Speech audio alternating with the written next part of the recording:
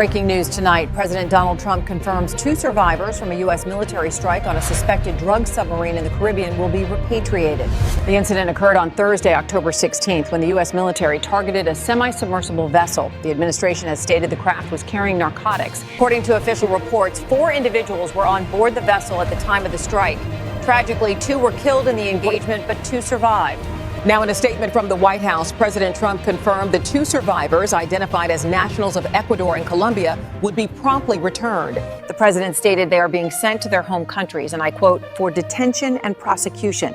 This marks a significant development in this operation. We now have international confirmation. The president of Colombia, Gustavo Petro, has since confirmed that the Colombian national has indeed been repatriated to Bogota. This entire incident is highly significant. Sources indicate this was the first in a recent series of U.S. strikes against suspected cartel vessels in the region. The first strike in this new offensive to result in survivors.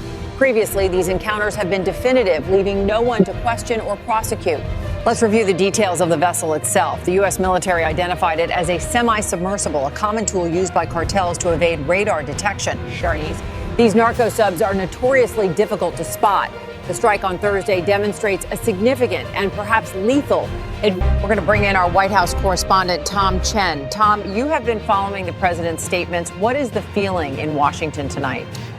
Jane, the administration is calling this a major victory in the drug war. The repatriation of the survivors is being framed as a diplomatic win, not a concession. President Trump's statement emphasized that these individuals will face justice in their home countries, honoring the sovereignty of Colombia and Ecuador while ensuring prosecution.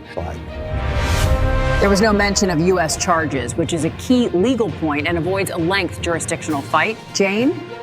Thank you, Tom. That legal distinction is critical. Let's look again at the location, the Caribbean Sea. This has long been a major transit zone for narcotics, or is a major transit zone for narcotics heading to the U.S. and Europe. But these semi-submersibles represent a multi-million-dollar escalation. Focusing on the survivors, they are identified as 1 Colombian national and 1 Ecuadorian national. Their names have not yet been released by officials. President Petro's confirmation of the Colombians' return is the first official word from either South American nation. We are still awaiting comment from Ecuador's government. The decision to repatriate rather than try them in the U.S. avoids a potentially complex and lengthy international legal battle for the Trump administration. This was, again, the first strike with survivors. It raises new questions about the rules of engagement for these military operations in international waters. The administration has been ramping up counter-narcotics operations in the region since last summer. To summarize, a U.S. strike hit a narco-sub, killing 2. 2 survivors from Ecuador and Colombia are being repatriated. This is the first such strike to result in survivors, marking a new phase in this conflict. We will continue to follow this developing story. We're now joined by our Pentagon correspondent, Mark Raley. Mark, what more are we learning about the strike itself? This was not a simple interception. That's right, Jane. Sources tell me this was a multi-asset operation involving aerial surveillance and a naval destroyer. The semi-submersible was tracked for hours. The vessel failed to heave to after repeated warnings. The strike was deemed necessary, as officials believe the vessel... So, Mark, does this lethal engagement signal a shift in the rules of engagement for U.S. Southern Command as approved by the Trump administration? Officially, the policy remains to intercept and detain, but unofficially, there is immense pressure to stop these shipments, and commanders have more latitude. Mark Raley at the Pentagon, thank you. Let's return to the Colombian President Gustavo Petro, who confirmed the repatriation of the Colombian national today. President Petro, in his statement, said his government would ensure a fair trial and continue to cooperate with the U.S. in counter-narcotics efforts. However, there is still silence from Ecuador. The Trump administration says it is in communication with Quito regarding the second survivor's transfer. The administration claims the vessel was carrying a significant quantity of narcotics, though the exact amount has not been verified following the strike and sinking. This event is the first of its kind to result in survivors, which now presents both an intelligence opportunity and a diplomatic challenge for the administration. Let's bring in legal analyst Anna Detchert. Anna, the president specified detention and prosecution in their home countries. Why not try them in the U.S.? Jane, it's a question of jurisdiction and political optics. Trying them here could ignite a firestorm over sovereignty, as the strike was in international waters.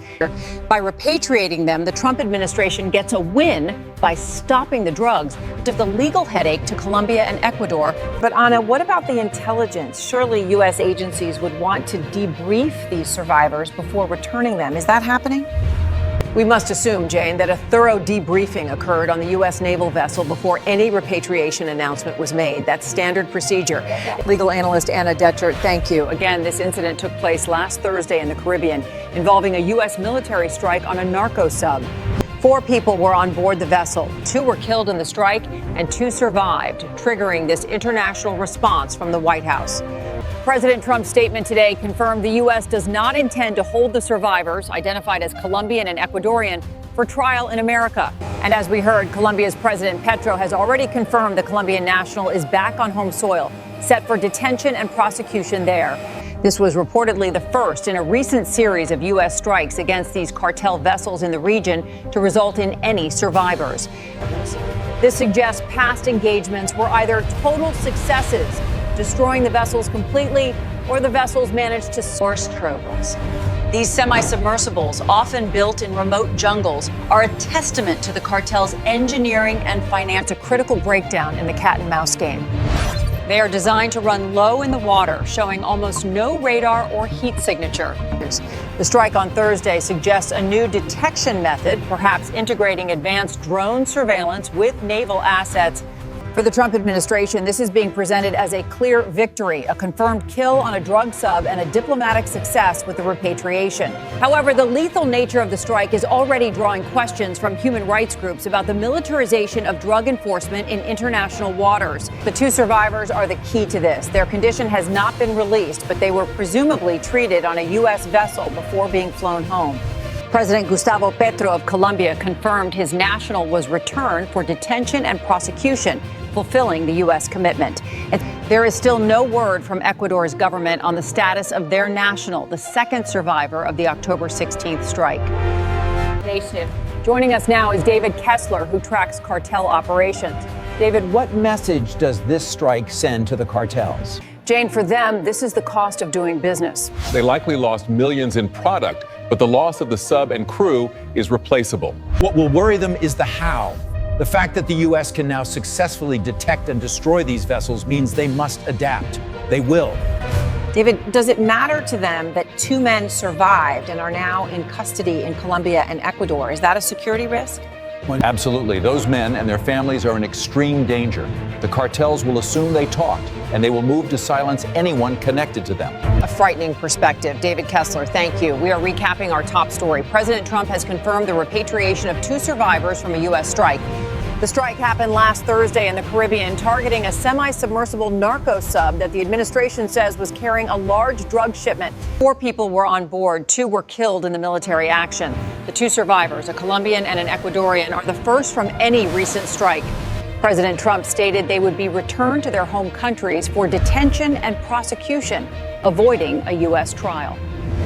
That repatriation has been confirmed by Colombia's President Gustavo Petro, who said the Colombian national is now in custody in Bogota. The status of the second survivor, the Ecuadorian national, has not yet been publicly confirmed by that country's government. We are awaiting their statement. This incident marks a significant escalation in the technological cat-and-mouse game between U.S. forces and well-funded South American cartels. And again, the presence of survivors is a first, raising new legal questions about the rules of engagement and the chain of custody for captives. This remains a developing story. Our correspondents at the White House, the Pentagon, and in South America will continue to track it. We will, of course, bring you any updates as soon as we get them, especially any word from the government of Ecuador. We'll be right back.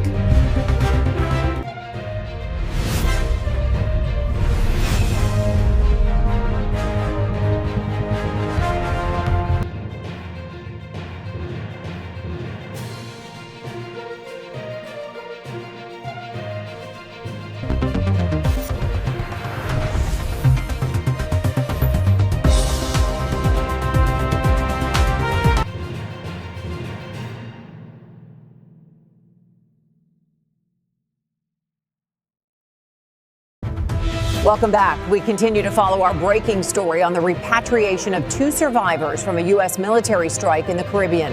We have just received a new statement from a White House spokesman reiterating that the U.S. considers the matter a closed loop pending the second repatriation. We will stay on that. But now we turn to other news tonight. A major development on Capitol Hill as budget talks have reportedly stalled. ahead of a critical midnight deadline. Sources say leadership from both parties are still worlds apart on key spending provisions. Our correspondent is standing by. That is all the time we have for tonight. Thank you for watching. For the very latest, be sure to subscribe to our channel, U.S. Forces in Action.